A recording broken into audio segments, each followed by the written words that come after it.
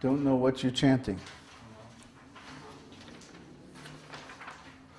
Udilo Aruna pūraba-bhāge, dwija-maṇi gorā amani jāge. When the rising sun appeared in the east, the jewel of the twice-born Lord Gaurasundara awakened. Bhakata-samūha loiyā sāthe, gelā, nagara-brāje.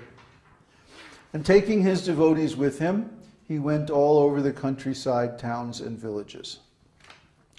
Tāthaī, tāthaī, bājalo khol, tāhe, jhājera, and played the mṛdaṅga, and the cymbals chimed in time. Preme, ḍhala, soṇāra, aṅga, caraṇe, nūpura, bāje. Lord Gaurāṅga's shimmering golden features danced, and his footbells jingled.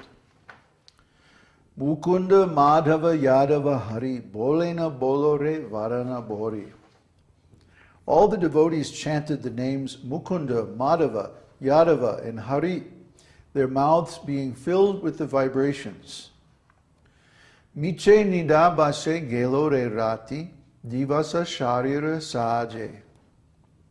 They would announce to the still sleeping people, "You spend your nights uselessly sleeping and your days decorating your bodies." Nothing much has changed, has it? Emana durlabha manava deho, paya ki koro bhavana keho. With every rising and setting of the sun, a day passes and is lost. Ebe na bhajile Jashoda sutta, charame poribe lāje. Then, why do you remain idle and not serve the Lord of the heart? Jashoda Sutta, the son of Jashoda. Udita tapana hoile asta, dina gelo boile hoibe biasta.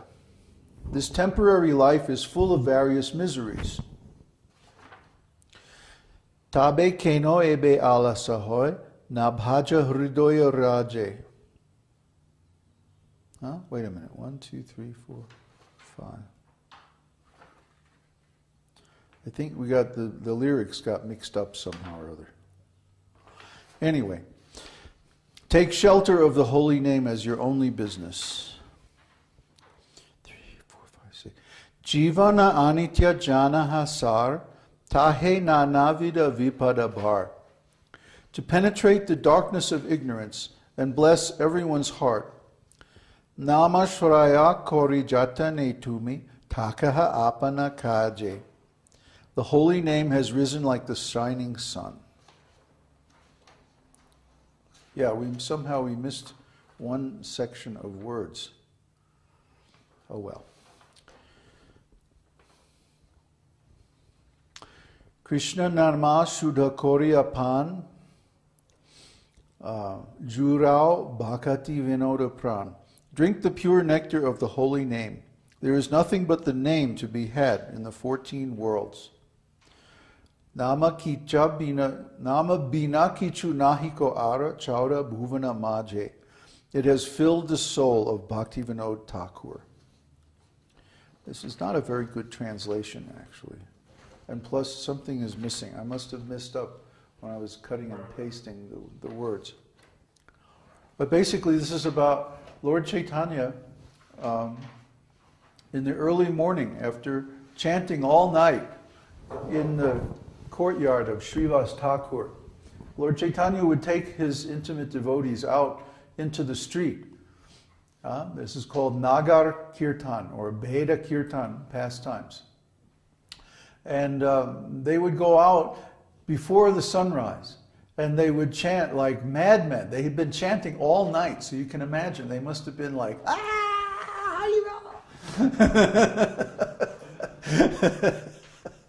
and wake everybody up. Stop sleeping.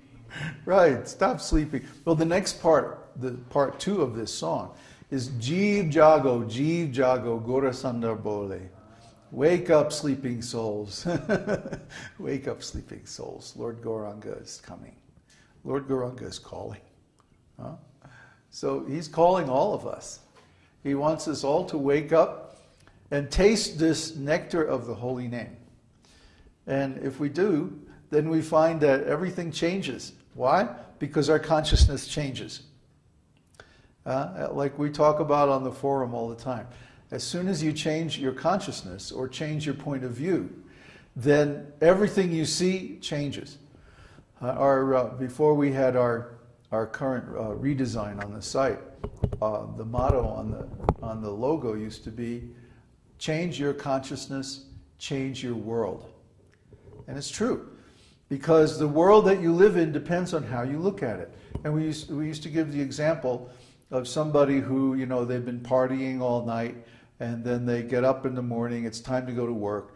So they just, you know, wolf down some coffee and some, you know, horrible stuff for breakfast. And then they go out and kick the dog and, you know, drive through traffic all the way to work, right? Cutting people off and competing for space on the highway. And then they get to work. Now, what kind of a day are they going to have? Are they going to have a nice day? Probably not. Probably not.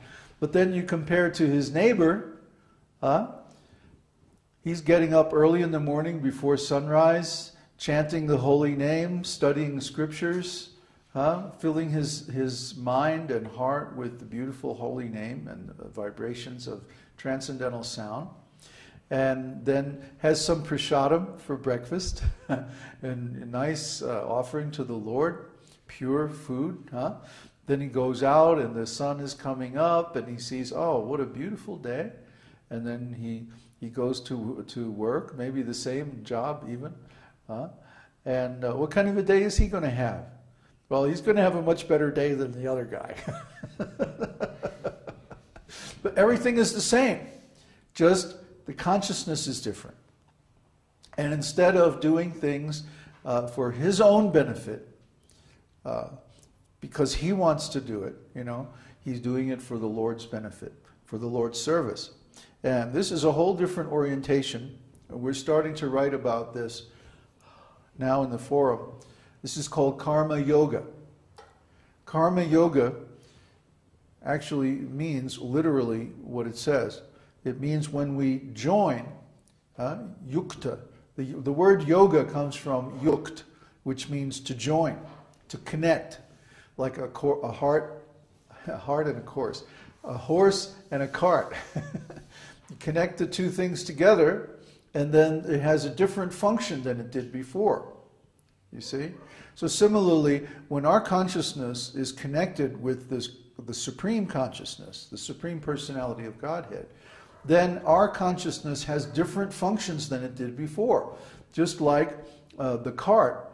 When the cart is just sitting there, it's only good, you know, to be a shelf or a storage place or something like that. But when you hook a horse up to the cart, all of a sudden the cart has all these different uses that it didn't have before.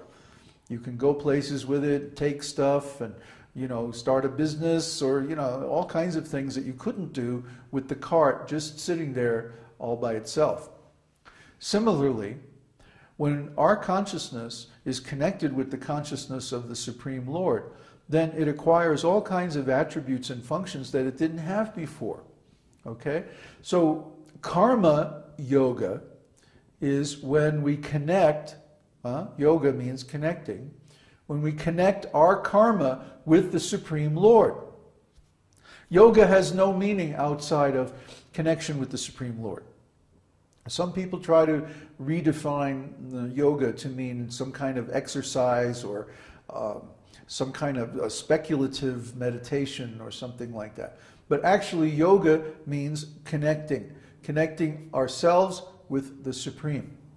And outside of that, in the original source literatures of yoga, it really doesn't have any other meaning.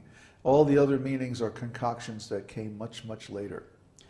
But in the original source literatures of yoga, it means to connect our karma with the Supreme Lord. And how do we do that? By offering. This is called, in the Vedic terminology, this is called jāge. Jāge means sacrifice. The materialistic understanding of sacrifice is very limited. Because when we sacrifice something materially, that means we give it up and we lose it. But in the context of the Vedic literature, sacrifice means that we offer something for the pleasure of the Supreme Lord. And since the Lord's senses are transcendental, it doesn't necessarily mean that we lose the thing. It means that we use it in a different way than we would normally do. Let me give you an example. Let's say our food. Okay, most people eat food for the pleasure of their tongue and belly. They want to get sense gratification from eating food. So naturally they try to cook something very palatable, or something that will give them a lot of energy, or something like that. And